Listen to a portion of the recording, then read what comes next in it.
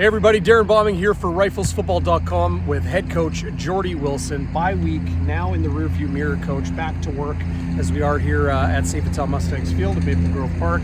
And a week 4 matchup that has your team on the road once again. What's it going to take to get a win in Edmonton against the Wildcats?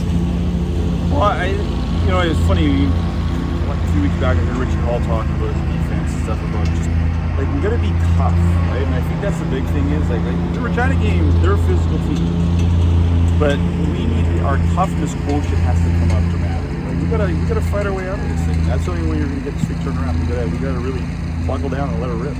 What are some of the other lessons you learned from those 2 tough games against Regina here in Winnipeg and then in Regina in week 2?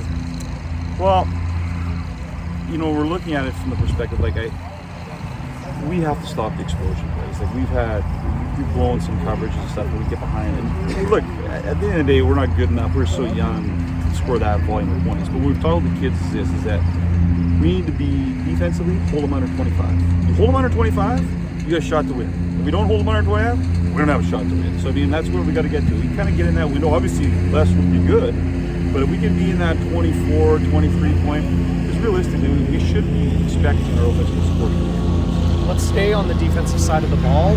Areas that you need to focus on against what the Wildcats bring. Well, I think this is interesting because I think this will be our best defensive line that we've had.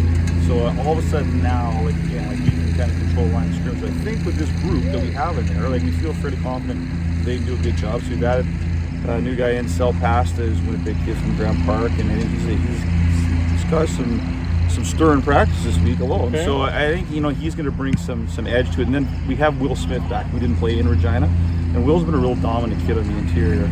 And then Weston's been really good in there, and Spencer Pilon. So I think we now have a legitimate PFC front 4. So I think if we can get those guys going, because if you can't play defense, you can't win, right? And now we can keep the traffic off for our linebackers so they can flow and do cleanup. And then also it's going to help us in the back end to get more pressure.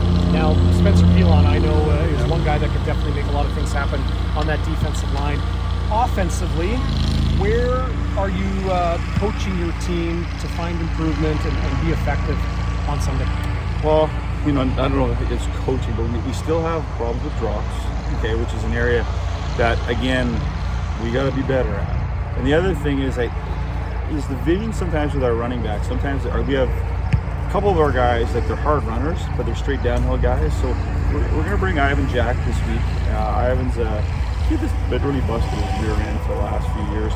He's got good vision, so we think, not he's going to be playing every snap, but we think he can give us that cut up and that cut back lane that we're missing sometimes with the running backs. How is the health of your club? Well, if you'd asked me right after Regina, it was terrible, but yeah. It's better than it was when we left Regina. But in saying that, we lost Alex Miner for the season. He's our field goal kicker, right? So we're having Matt Kennedy doing field goals this year, and he hasn't done it for a few years. But I think he'll be okay. Offensive line is an issue. We're down dramatic numbers in there. So that's if we lose a guy or 2 in there, we're going to be. I might ask you to step in and play. Okay. So that's I don't know if I'm eligible anymore. No. What, really? Okay. But that would be an area where we're concerned about. But I think even with Bryce and at QB, it's kind of funny because he gets used to playing in the league where the balls are a little bit worn. So every game we have 3 brand new balls down. And they're a little bit slick, or they have a tendency to be. Yeah. And it's actually messed with his head. So we gave him a brand new ball over the break that he's been throwing, and we're making sure he's touching a brand new ball every night out here. So I think that will help too, because I think he was kind of steering and he was floating the ball a bit instead of just letting her rip, because he was freaking out about the texture of it, right? So hopefully I think we can clean that up, and then I think we'll be good to go. He's shown a ton of skill this season though, hasn't he? Yeah, no, he's a good player. Yeah. He's just, and he did a good job. That first game in the rain and stuff, I thought first half he was tremendous. It's just that we had too many drops of the ball. And I think that's too, that starts playing with quarterbacks' heads too, right? When they get balls dropped and they're throwing things and they're not being successful, not being rewarded as well. And then, you start thinking about slickness of balls and all the other stuff that goes along. Because your mind, as we know, your mind plays tricks on you sometimes, right? So that's kind of where he gets at sometimes. But I think he's going to be good this week. Now, generous with your time as always, Coach. Mm-hmm. But to look forward to road game number 2, we do have to look back at road game number 1. Could you quickly summarize the way things went as far as getting back to Winnipeg. Yeah. It's a pretty wild story. It's crazy. Well, this is how bad it was, okay? So from the Regina game we played at home, so Will Smith, 2 days before, like, he's starting to get his diet for 2 days before, he gets strep and some other virus. He's in the hospital for 2 days. He couldn't stand up. So we lost him. And then we lost 7 starters in the game. Second series, Ronan Francis gets a concussion, actually got knocked out. We lost him. The next series, we lost Carlos Correa, who was one of our offensive guards. Again, a concussion kind of an issue.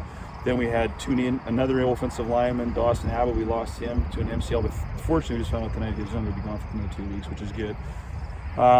We lost him, and then we had a broken hand from Jackson Heim on the offensive line. It was just, and then I ended up spending the night in the hospital. The team went back on the bus, so Starlene, our therapist, and I stayed there. We had to rent a car from Winnipeg because of COVID. You can't take a car from Regina to Manitoba and leave it there. So Troy, my son, had to get a car from the airport, drive it to Regina, then drive us back.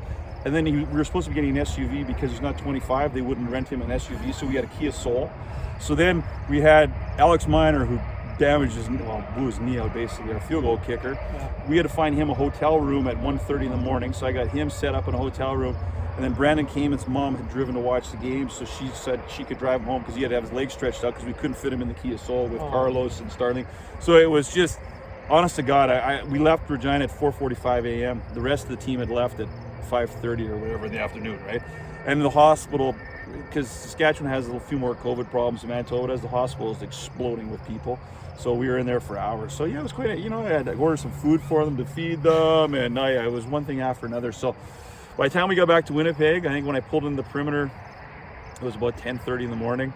And the worst part of the drive was the last 20 minutes to Verdun. I was slapping myself in the face, trying to keep myself awake. And then I bought a big jug of milk duds and high V chews and kept chewing them to wake up.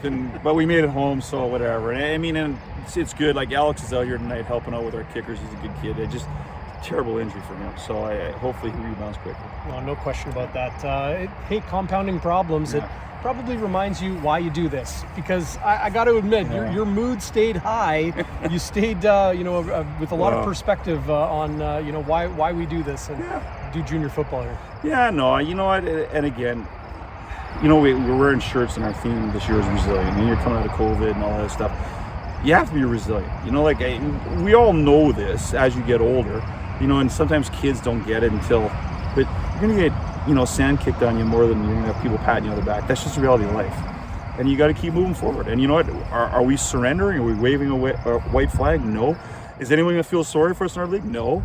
So what do? You get yourself up off the mat, you dust yourself off, and move forward. And we're not going to live our lives looking in the rearview mirror. We're going through the front windshield, and we're going to move forward. We're going to go to Edmonton this week with expectations that we're going to come home with 2 points. That's what it's all about, getting W's. And on that note, I'll let you get back to practice. Thanks for this, Coach. For head coach Geordie Wilson, I'm Darrin Bauming. Thanks for joining us on riflesfootball.com.